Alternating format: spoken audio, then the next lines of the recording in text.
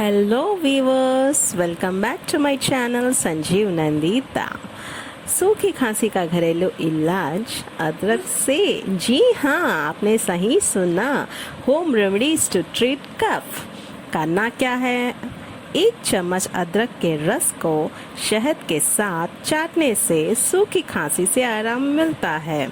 या फिर अदरक को पानी से अच्छी तरह उबाल लें। जब काढ़ा बनकर तैयार हो जाए तब 2 चम्मच शहद मिलाकर पीने से भी खांसी में आराम मिलता है। ये इंफॉर्मेशन आपको वैल्यूएबल लगी हो, please like my video and subscribe my channel. Thank